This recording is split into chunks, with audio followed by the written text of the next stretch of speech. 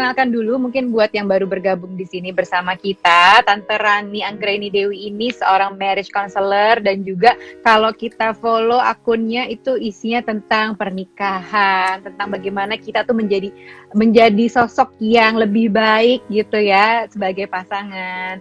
Dan ini Amin. menarik sekali karena pembahasan kita di siang hari ini tentang sebenarnya memaafkan pasangan itu mungkin atau tidak nih Tante. Karena berdasarkan dari konten sebelumnya, minggu lalu aku bikin konten seputar memaafkan kesalahan pasangan. Ternyata banyak sekali dikomentari oleh teman-teman dan followers bahwa emang bisa ya memaafkan pasangan. Nah mungkin nih dari Tante dulu deh, sebenarnya permasalahan seperti apa yang masuk kategori bisa dimaafkan, atau yang mungkin butuh waktu untuk sampai dimaafkan, Tante? Silakan. Wah, pertanyaannya banyak banget ya. Oke, tadi Nucha pertanyaannya, oke, tapi sebelumnya terima kasih banyak Nucha sudah mengundang saya kembali. Dan saya senang banget kalau diajak ngobrol-ngobrol oleh Parent Talk ya. Karena saya merasa banyak sekali yang penting yang perlu kita bicarakan, banyak sekali isu-isu yang sangat relevan ya dengan keluarga, terutama dengan suami istri yang belakangan ini sering terjadi di masyarakat. Ya, apalagi di masa-masa pandemi ini gitu. Karena setiap hari saya berhubungan dengan kasus-kasus keluarga, kasus-kasus perkawinan ya.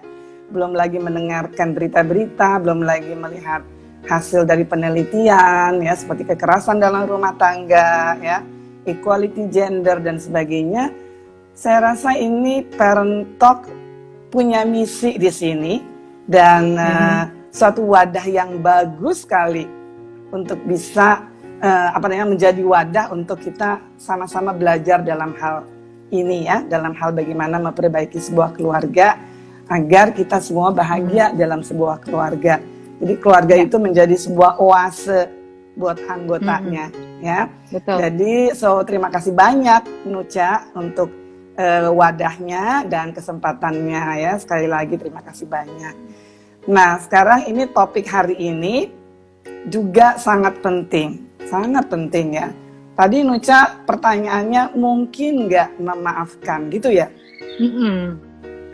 Oke, mungkin pertanyaannya buat saya pertanyaannya bukan mungkin. Apa tuh? Apa dong Tante? Mau nggak memaafkan?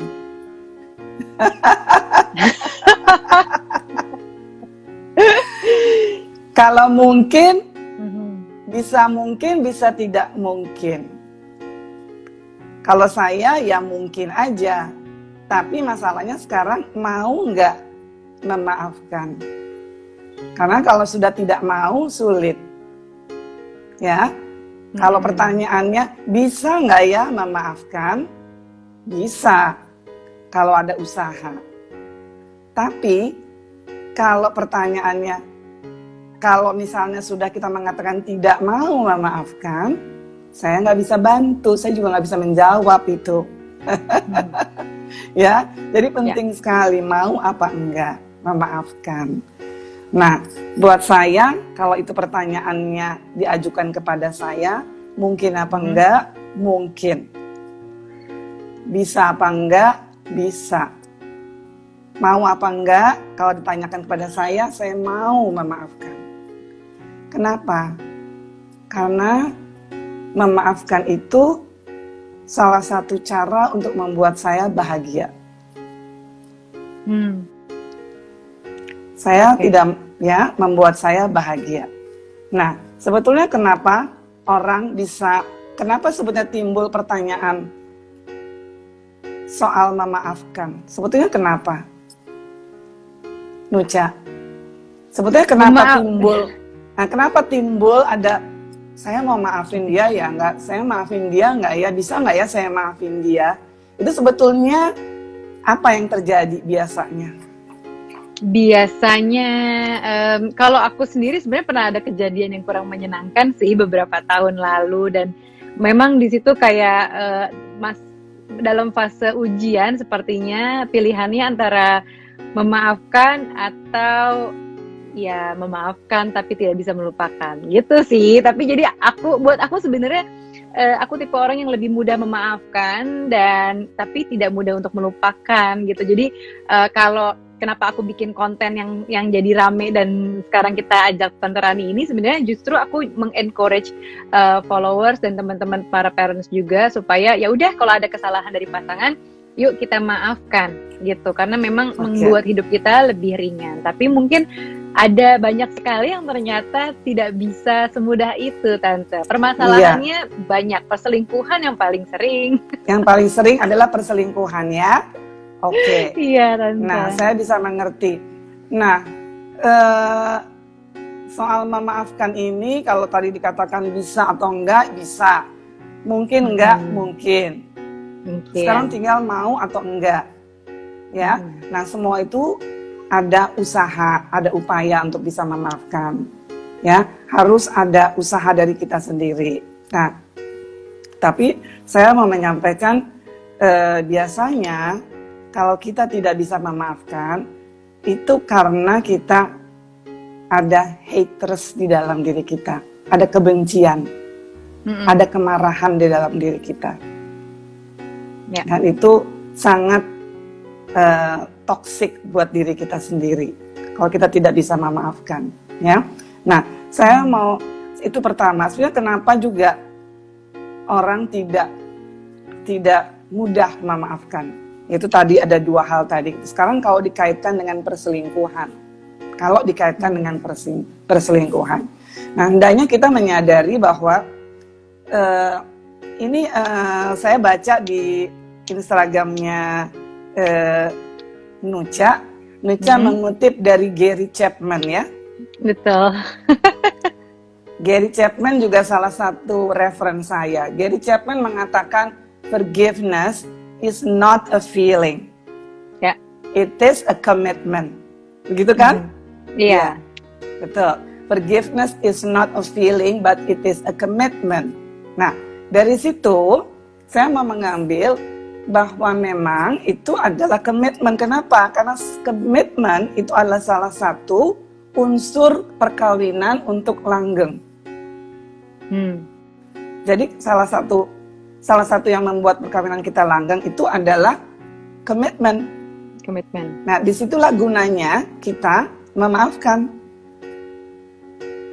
Ya. Nah, itu yang pertama. Yang kedua, semua orang itu kan menikah di awal nggak ada yang bercita-cita untuk bahagia, untuk tidak bahagia, betul nggak? Betul. Semua orang menikah selalu ingin bahagia. Satu, kedua, ada nggak sih orang mau menikah itu dari awal udah bercita-cita nanti saya mau berselingkuh? Ada nggak? Nggak ada. Nggak ada ya. Kita percaya itu nggak ada. Kita positif aja. Nggak ada. Ya. Tapi itu kan terjadi, bisa terjadi. Nah, saya mau memberitahu, we have everything that we need in our marriage. Ya kan? Di dalam perkawinan itu kita katakanlah kita udah punya semuanya, ya, materi terpenuhi, ya, semuanya terpenuhi, ya, pendidikan, asuransi, kebutuhan-kebutuhan dalam sehari-hari kita terpenuhi. Tapi kita perlu menyadari bahwa nggak ada satupun perkawinan yang sempurna. Pasti ada yang missing di antara kita. Pasti. Disadari atau tidak disadari. Cuman ini perlu ditemukan. Apa yang missing. Ya. Nah, tapi dengan kita punya kesadaran dari awal, but there will be something missing in the midst of our marriage, itu udah 75% membantu. Nah, selebihnya kita akan berupaya bersama-sama. Apa nih yang hilang? Kenapa? Karena the condition of the marriage itu contribute something terjadinya affair. Jadi something missing in our marriage itu contributes. Ya, contributes affair itu terjadi di dalam hubungan suami istri. Ya. Nah sekarang kalau ditanya tadi, mungkin nggak kita memaafkan? Nah kembali lagi tadi, bahwa memaafkan itu adalah it's not a feeling, but it's a commitment. Dan komitmen adalah salah satu unsur yang membuat perkawinan kita langgeng. Nah, sekarang tinggal bertanya kepada masing-masing, kita mau membuat perkawinan kita langgeng enggak? Kalau kita membuat perkawinan kita langgeng, maka kita harus memegang komitmen itu. Nah, tentu tidak bisa sendiri. It takes two to tango. Ya, it takes two to tango. Jadi harus bersama-sama. Nah, kembali lagi tadi dari pertanyaan saya, apakah setiap orang waktu menikah, semua orang menikah itu punya cita-cita bahagia? Ada nggak yang nggak tidak bahagia, nggak kepingin bahagia? Semua pengen bahagia. Semua mau bahagia. Semua bahagia. Nah sekarang saya mau belajar according to mindfulness, teori mindfulness atau mindful couple, ya, yang saya pelajari dan yang juga saya alami dalam perkawinan saya yang udah hampir 40 tahun, insya Allah. Wow. Doain ya. Itu ada 8 pilar. 8 pilar untuk kita ada joy di dalam perkawinan sehingga kita meraih happiness. Nah, ternyata memaafkan itu salah satunya di dalamnya. Jadi yang pertama adalah perspektif. Perspektif di sini artinya bagaimana kita melihat suatu permasalahan di dalam perkawinan. Termasuk bagaimana kita melihat pasangan kita. Kalau kita melihat pasangan dari sisi negatifnya aja, yang jelek-jeleknya aja, ya udah yang muncul negatifnya. Salah sedikit, pasti yang kelihatan diungkit yang negatifnya. Pasti yang kelihatan yang jeleknya. Padahal mungkin nggak ada, saya rasa nggak ada satupun orang yang punya sifat 100% buruk. Pasti ada positifnya. Nah, kira-kira seperti itu. Jadi yang pertama adalah perspektif kita, bagaimana melihat permasalahan itu, dan bagaimana juga kita menilai pasangan kita. Yang pertama. Yang kedua adalah humility. Kerendahan hati kita. Nah, mau kerendahan hati kita. Kalau kita merasa selalu paling benar, ya, itu sulit kita. Nah, kenapa kita diingatkan dengan humility? Tadi saya kata, humility, kenapa? Kenapa? Karena nggak ada satupun orang yang tidak melakukan kesalahan. Betul, aku setuju Tante. Kalau sekarang suami kita atau istri kita yang selingkuh, maybe one day kita yang melakukannya. Kita nggak tahu, kita nggak punya intention, but we never know. Karena kita tadi saya katakan perkawinan nggak ada yang sempurna. Pasti ada yang missing. Ya, jadi bayangkan kalau kita udah nyalain abis-abisan pasangan kita, ternyata kita juga melakukan kesalahan, melakukan sesuatu yang menyakitkan. What happened? Ya, disinilah gunanya humility. Ya, kemudian, ya kemurahan hati. Kemudian ada humor. Kita punya keluasan di dalam diri kita. Kadang kalau saya suka mentertawakan. Jadi mungkin karena udah paham ya. Saya ngetawain diri saya aja gitu ya, atau ngetawain dia juga gitu ya. Kadang dalam hati, ya ilah kayak gitu aja ditaksir deh.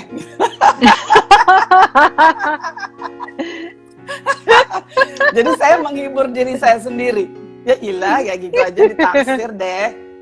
Dia cuma begitu doang gitu. Perasaan dia nggak lebih juga cantik. gue. Ya, perasaan dia nggak lebih cantik dari gue.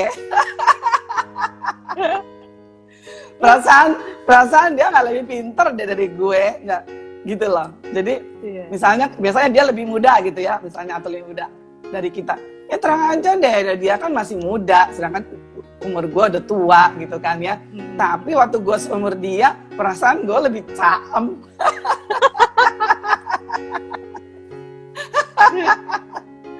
Jadi ada humor gitu lah ya dalam diri kita, bukan meledek dia, bukan. Karena kalau meledek dia pasti marah.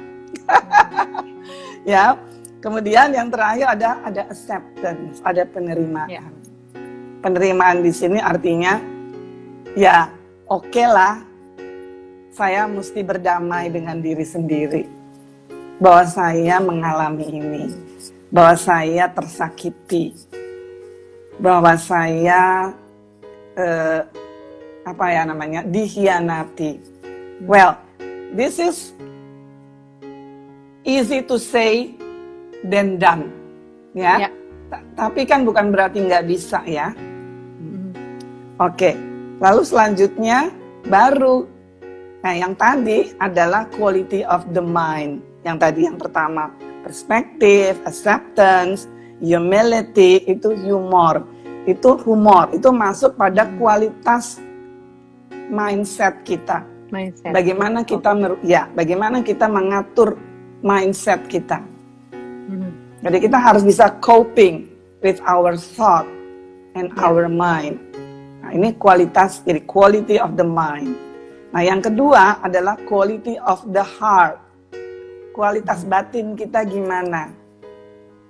Nah, kualitas batin kita itu menyangkut feeling grateful dengan apa yang sudah kita miliki dalam diri kita selama ini dalam hidup kita. Nah, apakah ada small winning selama ini dalam hidup? Ya, small winning. Jadi prestasi-prestasi kecil dalam hidup kita, ya, yang terjadi pada kita, ya, itu akan membuat batin kita kaya. Lalu selain feeling grateful juga ada compassion, ada kasih sayang. Nah, kasih sayang di sini adalah menyayangi diri sendiri. Kenapa? Karena ini welas asih terhadap diri sendiri. Loving kindness to ourselves. Karena kalau tidak memaafkan, terus-menerus dipendam, dan kita tidak mau memaafkan, itu berarti kita memendam atau menyimpan anger. Betul nggak? Ya, betul. Ya? Kalau kita tidak mau memaafkan, itu berarti kita menyimpan anger bertahun-tahun. Nah, saya banyak contoh untuk ini. Nah, ketika kita menyimpan anger dalam diri kita bertahun-tahun karena kita tidak mau memaafkan, itu akan ada satu organ tubuh dalam badan kita yang akan rusak, akan terganggu. Gitu ya, Tante, ya? Yes. Saya kebetulan belajar Yin Yoga dan dikaitkan dengan Chinese traditional medicine. Karena di traditional Chinese medicine itu kita belajar ada emosi-emosi tertentu yang kalau itu dibiarkan akan mengganggu bagian-bagian organ tubuh kita. Jadi contohnya kalau kita menyimpan kemarahan bertahun-tahun karena kita tidak mau memaafkan, itu yang akan terganggu liver. Oke. Ya. Jadi disinilah kita harus punya compassion terhadap diri kita. Penting banget. Ya. Lalu yang terakhir adalah generosity. Generosity itu apa ya? Sifat dermawan. Ya, berbaik hati. Ya, dermawan. Dermawan. Sifat dermawan. Jadi anggaplah kita memaafkan dia, itu karena kita punya sifat dermawan. Ya, nah dari mana sifat dermawan itu? Ya karena kita memang sudah diberikan oleh Sang Pencipta. Kita lahir dengan banyak sekali kualitas positif. Nggak ada yang kualitas buruk. Tapi dalam masa-masa pertumbuhan kita, diasuh oleh orang tua dengan berbagai peristiwa, berbagai macam pengalaman yang tidak menyenangkan, sehingga kebajikan, potensi kebajikan yang ada dalam diri kita itu tidak tumbuh.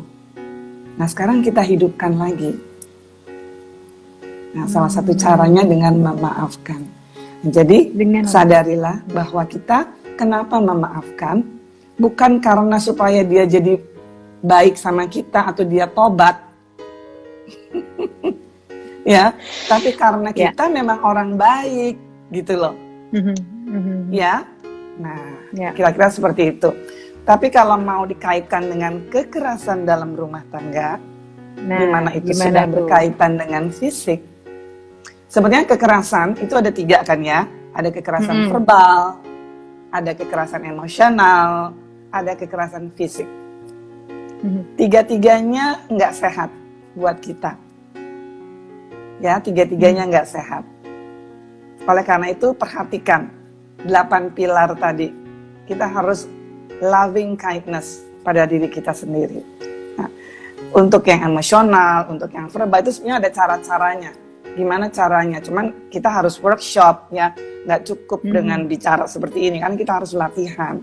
Tapi yang mau saya tekankan sekarang adalah kekerasan fisik. Oke.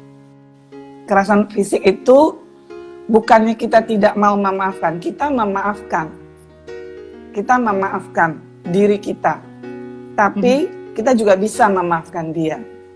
Tapi untuk kekerasan fisik itu perlu ada tindak lanjut. Ya, karena itu sudah menyangkut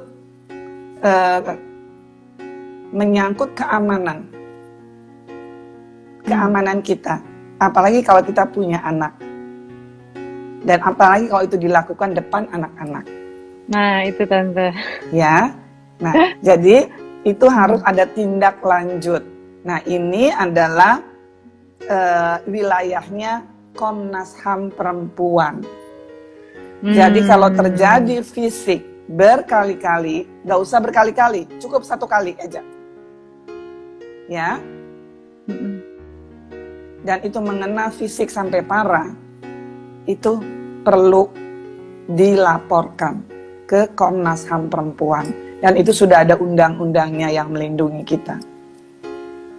Nah, itu juga dalam rangka kita menyayangi diri kita. 8 pilar tadi itu tadi salah satunya adalah.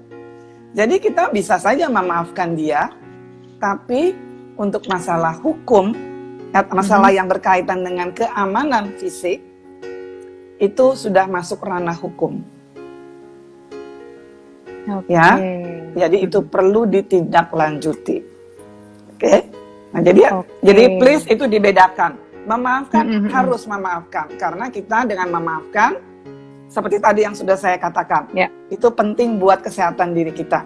Tapi berkaitan dengan keamanan fisik, karena dia melakukan kekerasan fisik, nah itu harus dilaporkan. Itu wilayahnya Komnas HAM Perempuan, karena itu udah masuk masalah hukum. Kira-kira seperti itu. Ya, baik. Ya. Tante, ini ada banyak sekali pertanyaan yang sudah masuk nih di kita. Mungkin bisa kita jawab sekarang, Tante? Oke, nah ini ada yang bilang nih Tante ya. Dari Rilisha, memaafkan memang sulit, tapi kembali mencintai seperti semula lebih sulit lagi. Tentu. Gimana nih Tante? Iya, tentu. Saya bisa mengerti. Mencintai dia lebih sulit lagi. Itu saya mengerti banget. Ya. Tapi sekarang talking about love itu sendiri kan ada 3 macam. Dan ini ada hierarkinya. Ya. Kalau yang pertama itu cinta yang paling dasar, yang paling luar, itu adalah cinta erotik. Cinta erotik itu biasanya berangkat dari ketertarikan fisik. Misalnya karena cantik, karena seksi, karena ganteng, karena tajir, karena dia mesra, romantis, ya, karena ada ketertarikan fisik lah, karena pendidikannya bagus dan sebagainya, ya, karena diskusinya nyambung, cocok rasanya. Nah, tapi kembali lagi itu cinta romantis. Dan cinta romantis dalam perspektif conscious marriage, romantic love is just a trick. Oke. Itu cuma trik. Ya. Apakah itu akan selamanya seperti itu? Belum tentu. I don't think so. Kenapa? Karena yang namanya bersifat fisik itu itu materialism, ya. Itu sifatnya sementara. It's only temporarily. Kalau udah punya anak, sibuk ngurusin anaknya. Ya enggak? Cinta kita seolah-olah beralih ke anak. Nanti pasangan kita mulai cemburu. Habis gue nggak diperhatiin sih, dia sibuk banget sama anaknya. Ya udah, gue cari aja lagi di tempat lain, kan gitu. Mencari kan perhatian aneh banget ya, di tempat lain. cari perhatian ya. Kan aneh banget ya. Padahal hadirnya anak itu kan juga karena berdua ya. Nah itu aneh banget kan. But it happened ya. Nah, nah itu cinta yang pertama. Cinta yang kedua itu lebih ke filosofia. Itu lebih ke karena punya pemikiran yang sama, karena punya interest yang sama, ya. Contoh, awalnya sih goes bareng, awalnya sih cuman temen goes doang, awalnya sih cuman temen goes, temen nge-gym, awalnya. Jadi berangkat dari interest yang sama. Tapi kata orang Jawa, ini kan kalau punya hobi saking intoxicated sama hobi, kan terus aja kan melakukan hobi, jadi seolah-olah jadi pelarian kita kan. Betul. Apalagi kalau kita merasa nggak diperhatiin di rumah kan. Nah jadi kalau kita kebetulan ketemu sama seseorang yang punya kesamaan interest terus menerus, mungkin nggak kita jatuh cinta? Mungkin banget. Mungkin. Orang Jawa itu ada pepatahnya loh di Jawa. Pernah dengar nggak? Belum. Pernah dengar nggak? Ada di Jawa pepatahnya, yaitu apa tuh Tante? Oke. Ada orang Jawa pasti di sini ya, itunya audiensnya. Oke, nggak apa-apa. Mungkin belum dengar nih ya. Pepatahnya tuh gini, witing tresno, jalaran soko kulino. Udah dengar nggak? Iya. Pernah dengar itu. Witing tresno jalaran soko kulino. Jadi cinta itu datang karena biasa. Nah, kenapa? Karena ada interest yang sama. Ya. Nah, lalu yang terakhir adalah cinta agape. Nah, cinta agape itu cinta yang tidak bersyarat. Orang selalu mengatakan unconditional love atau cinta ilahi. Nah, sekarang tinggal kita tanya sama diri kita, cinta gue sama dia nih yang mana ya? Yang pertama, yang kedua, apa yang ketiga?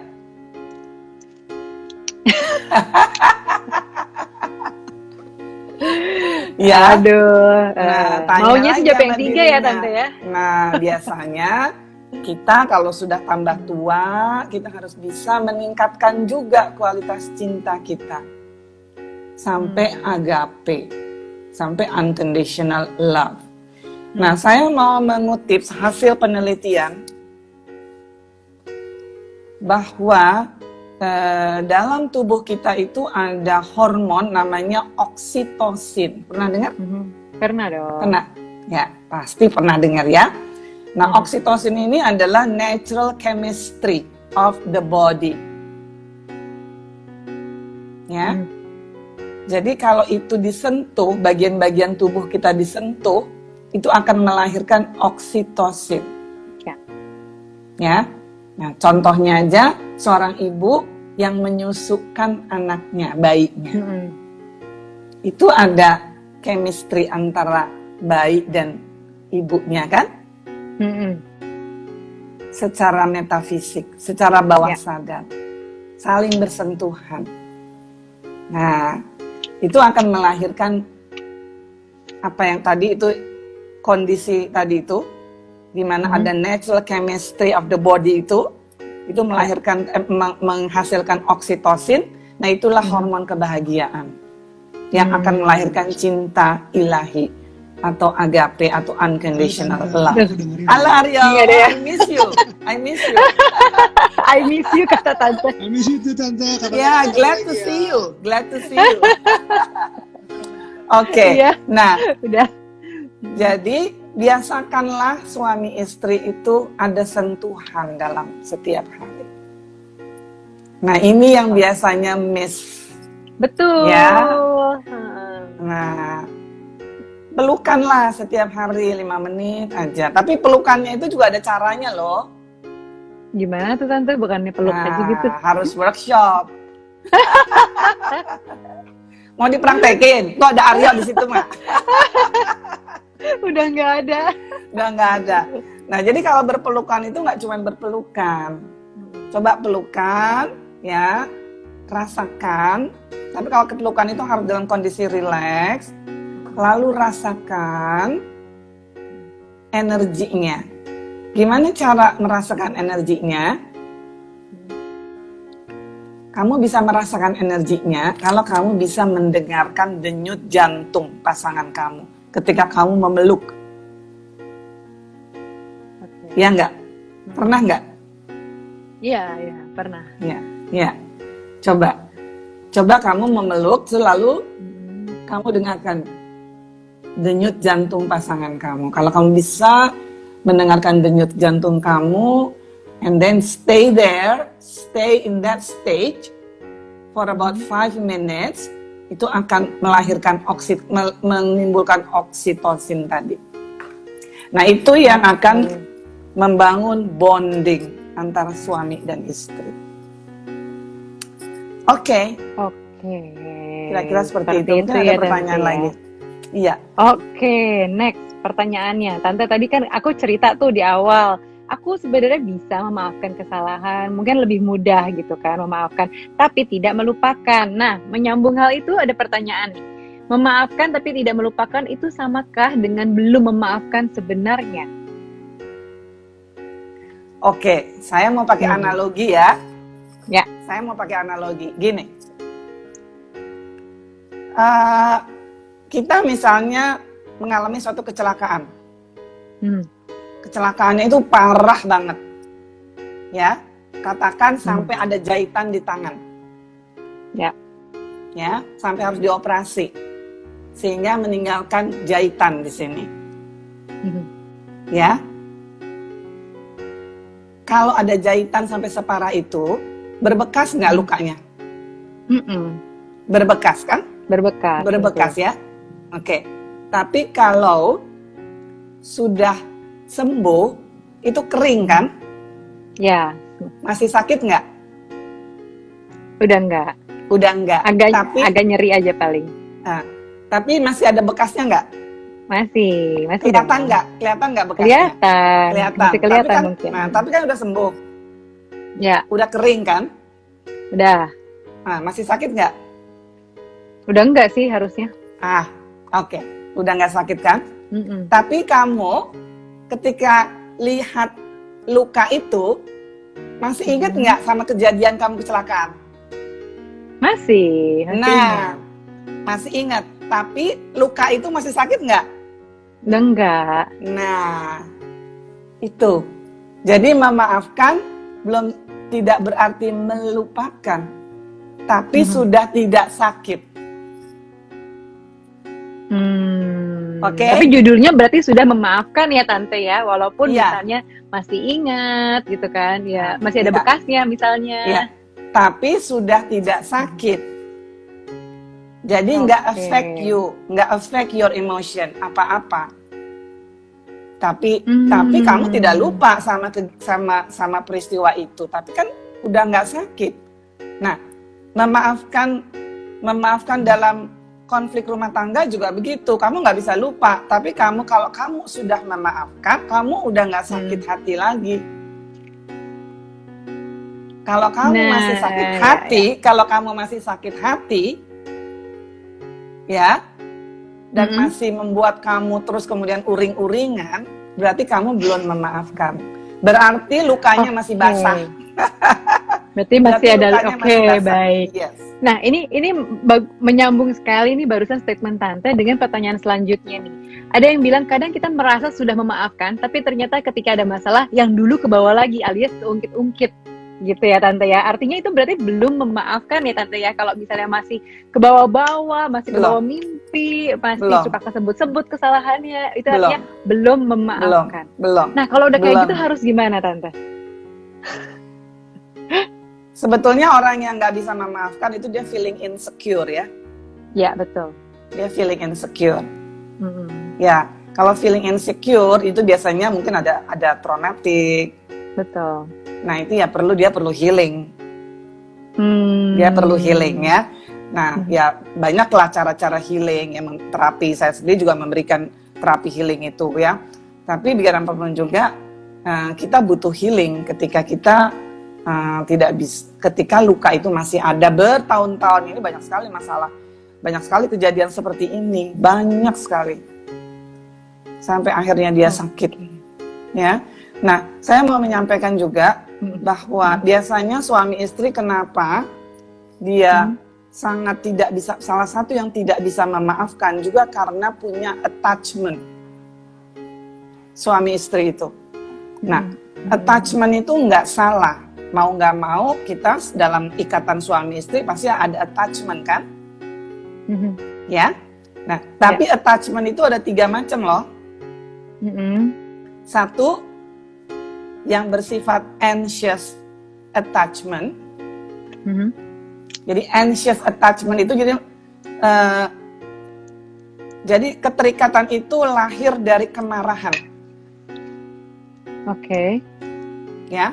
Nah biasanya pasangan kita yang punya anxious tadi itu, ya, dia biasanya kompulsif dan dia kontrol, dia punya drama kontrol yang tinggi terhadap pasangannya. Begitu dia udah nggak percaya, dia kontrol terus.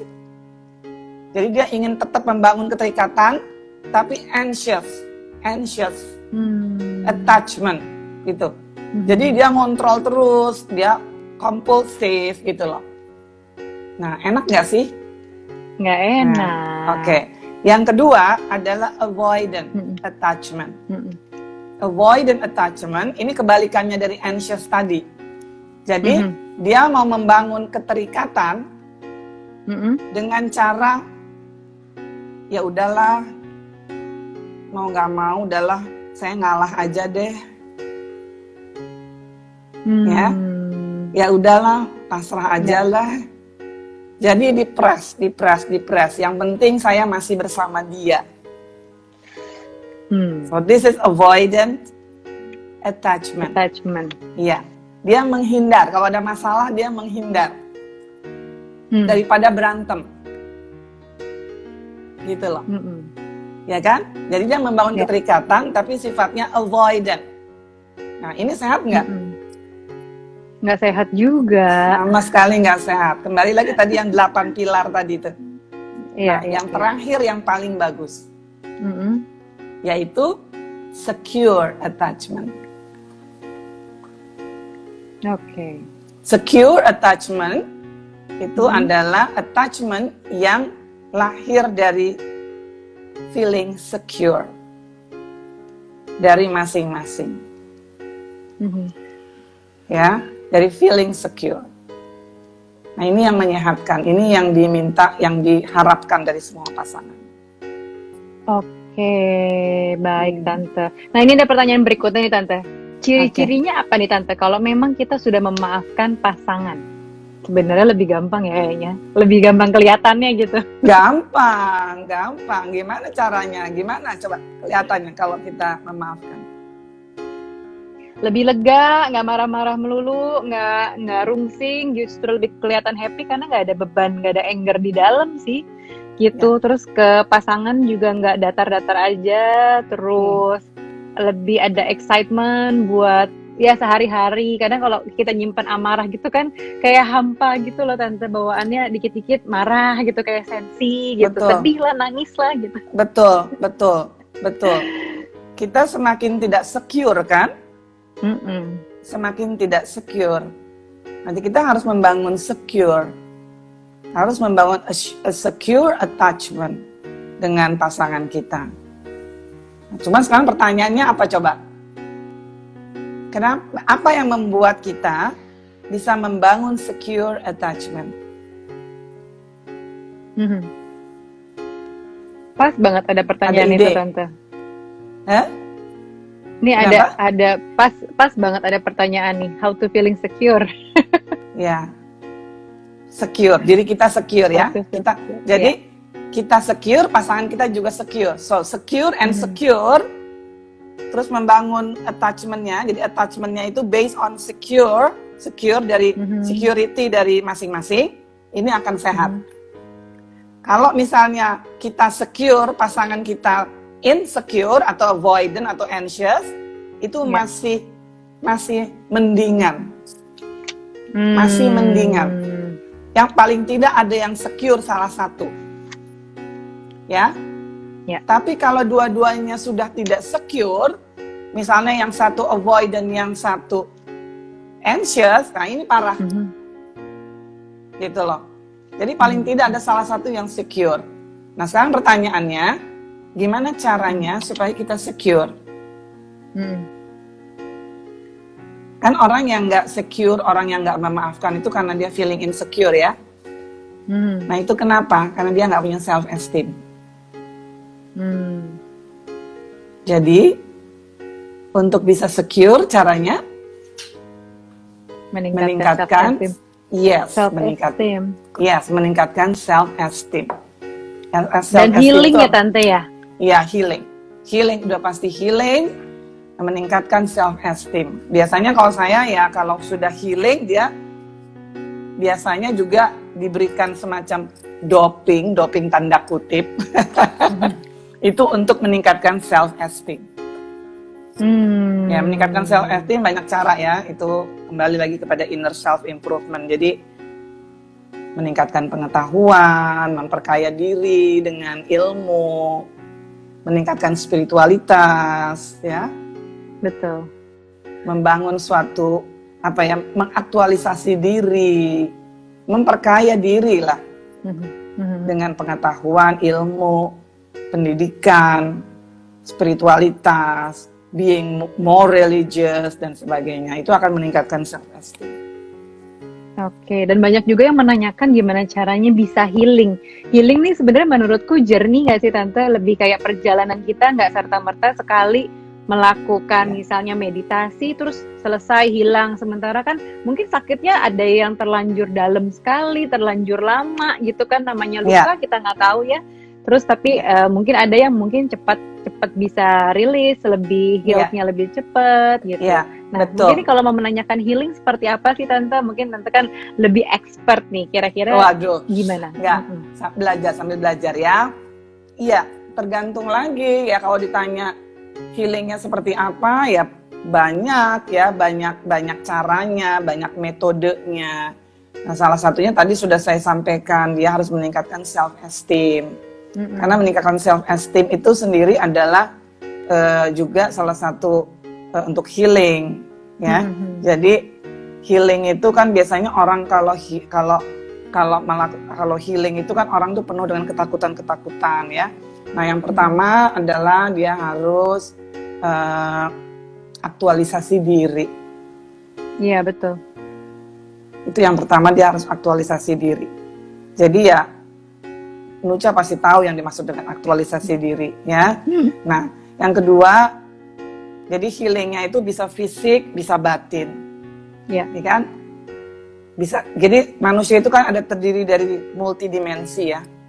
Manusia itu dimensi fisik, dimensi jiwa, dan dimensi intelek. Ya. Nah kalau dimensi fisik, ya dengan berolahraga, dengan yoga, kayak gitu kan? Gitu. Nah, kalau dimensi intelek, ya kita harus memperkaya dengan ilmu, dengan pengetahuan, ya sekolah lagi lah gitu ya, sekolah. Carilah sesuatu yang bisa kita pelajari, yang bisa membuat kita menjadi independen. Lalu yang terakhir adalah memperkaya dimensi jiwa. Nah, dimensi jiwa itu bisa dengan spiritualitas, belajarlah spiritualitas itu, ya. Nah, kalau belajar spiritualitas itu nggak ada hubungan, bukan berarti belajar agama, karena spiritual itu beda banget dengan agama, ya. Nah, contohnya misalnya menjalankan ritual-ritual. Kalau orang yang bicaranya religius kan, wah sholat aja, sholat tahajud, sholat istikharah, sholat sunat, boleh itu lakukan, silakan kalau itu memberikan manfaat, ya. Tapi kalau saya, karena saya bukan ahli agama, ya tentu saya akan memberikan cara-cara yang lain, gitu ya. Misalnya dengan meditasi. Nah, kebanyakan orang kalau meditasi itu selalu berhenti di seperti tadi Nucha bilang, ya udah meditasi terus kembali lagi, kan gitu kan. Jadi meditasi 10 menit, 15 menit, nanti tiba-tiba muncul lagi rasa sakit hatinya. Nah, masalahnya orang kalau meditasinya, motivasinya untuk mencari ketenangan, ya dia akan dapat ketenangan itu. Nah, tapi ketenangan di level mana? Kalau ketenangannya di level, kembali lagi di level fisik, ya pasti hanya sementara. Gitu. Nah, meditasi itu sendiri sebetulnya tidak hanya sekedar untuk tenang, gitu. Tapi meditasi itu hakikat daripada meditasi itu sebetulnya adalah untuk menyatukan atau being oneness. Being oneness itu apa ya? Kesatuan dari bagaimana kita menyatukan pikiran, perasaan kita, atau tadi 3 dimensi tadi, intelek, tubuh, dan jiwa. Jadi kita menyatukan itu. Karena katanya kalau menurut teori, kembali lagi mindfulness, teori spiritual, kalau kita mengalami ketidaknyamanan atau ketidaktenangan atau ketidakbahagiaan, itu sebetulnya kita terpisah. Betul. Jadi 3 dimensi tadi itu terpisah, sendiri-sendiri gitu. Tercecer fisik sendiri, ya, fisik sendiri, pikiran sendiri, gitu, perasaan sendiri. Padahal kalau kita mengalami satu peristiwa yang tidak menyenangkan, ketiganya pasti terasa, pasti sensasinya ada pada ketiganya, betul nggak? Ya, betul. Ya, kalau pikiran negatif kita muncul, perasaan negatif kita muncul, nanti terus kemudian efeknya ke tubuh kita. Jadi sebenarnya itu satu. Nah, oleh karenanya meditasi itu sebetulnya hakikatnya untuk bisa menyatukan antara mind, body, and soul. Aduh, menarik banget Tante. Aku dari tadi nih komen-komennya di save ya, tenang. Ini tuh bakal di save di IGTV-nya Parent Talk selama 24 jam. Selanjutnya akan ada di YouTube channelnya Parent Talk, karena hari besok udah akan dihapus dari IGTV. Jadi pastikan aja subscribe di YouTube channelnya Parent Talk spasi ID, karena semuanya akan ada di situ. Menarik banget Tante obrolannya, kita nggak terasa udah hampir 1 jam kurang sedikit nih, 8 menit. Sama-sama. Terima kasih. 8 kurang 8 menit. Oh, kurang 8 menit lagi. Oke. Mudah-mudahan bisa membantu untuk kita semua yang lagi proses memaafkan, forgiveness, proses healing, dan mudah-mudahan udah mendapat jawaban kenapa kita perlu memaafkan pasangan. Mungkin nggak langsung ya untuk memaafkan, karena kita butuh waktu memproses, digest gitu ya untuk informasi tadi lupa ini. Ya. Tadi lupa ya saya ya tadi pertanyaannya, healingnya seperti apa tadi sudah terjawab. Tapi kemudian berapa lama healingnya? Tergantung receptivity. Oke. Ya, tergantung receptivity seseorang, individu itu. Kalau individu itu lebih luas, ya, lebih pasrah, ya maka lebih cepat. Gitu. Jadi tergantung kadar penyakitnya lah, gitu ibaratnya ya. Atau kalau kita mau pakai perspektif cancer, ya tergantung stadiumnya lah ya. Ya, benar-benar seperti itu. Jadi setiap orang Ya, tuh punya perbedaan ya karakter ya. receptiveness yang tadi ketika ketemu masalah tuh apa sih yang reaksi di kita? Apakah kita kayak Hmm. dendam banget? Nah, mungkin yang dendam kesumat, nah itu tuh mungkin agak Hmm. prosesnya lebih lama mungkin ketimbang yang iya aku sedih, aku marah terus kalau dikeluarkan marahnya misalnya gitu tuh Hmm. mungkin lebih akan proses healingnya lebih cepat juga gitu ya Iya, untuk iya, memaafkan. Jadi betul, betul. benar-benar tergantung diri kita, nggak ada yang lama, nggak ada yang cepat, semuanya tergantung diri kita. Dan Hmm. kita kembali lagi kalau aku bisa simpulkan dari Tante Rani obrolannya, Hmm. forgiveness perlu atau enggak dan lain-lain itu tergantung jawabannya dari pertama kita mau atau tidak memaafkan, kedua bisa atau tidak kita memaafkannya gitu. Jadi tujuannya memaafkan adalah untuk membuat diri kita bahagia. Nggak usah pikirin bahagianya pasangan kita, tapi mungkin kita pikirin diri kita dulu bahwa dengan memaafkan kita bisa lebih bahagia karena lebih lega.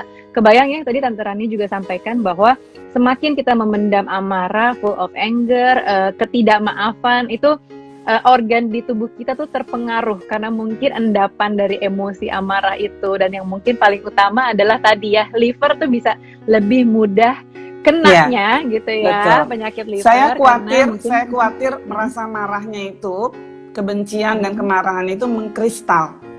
Itu yang saya khawatir. hmm, Ya, itu yang akan merusak ya organ. betul. Oke, Aduh, baik. Terima kasih banyak Tante untuk ngobrol-ngobrolnya. Mudah-mudahan nanti kita akan ketemu lagi dengan topik-topik sama-sama. relationship yang lain karena cukup Iya, complicated dan dan rumit ya kalau membahas soal relationship ini karena nggak ada yang mudah. Dan kata Tante Rani juga tadi manusia atau pernikahan itu nggak ada yang sempurna. Jadi nggak usah bayangin ada fairy tale ya di kehidupan kita. Yang penting kita iya, bahagia dan sama-sama mau belajar itu sih. iya. Gitu Tante ya. Nanti kapan-kapan, kalau kita ada waktu lagi atau Nucha berkenan, kita akan bicarain unsur-unsur perkawinan langgeng. Wow, Itu menarik. ada Boleh 6. aku catat. Ada 6 faktor. Ada 6 unsur. Jadi unsur-unsur perkawinan langgeng. Itu untuk membuat tadi kembali supaya kita bisa meningkatkan dari cinta erotik ke cinta agape. Oke, baik. Terima kasih banyak, Tante. Dan makasih juga Sama-sama. semuanya yang udah nonton di sini. Mungkin nanti kita akan berencana bikin kelas gitu ya, couple workshop. Tapi mungkin nanti kita lihat dulu nih teman-teman benar-benar mau belajar atau enggak. Terima kasih banyak, Tante. Sehat-sehat selalu. Salam buat Om juga. Dan sehat semuanya. Sama-sama. Sampai ketemu lagi. Bye. Salam, stay safe. Stay Thank you, safe. Nucha. Thank you so Terima much. kasih. Bye. Bye.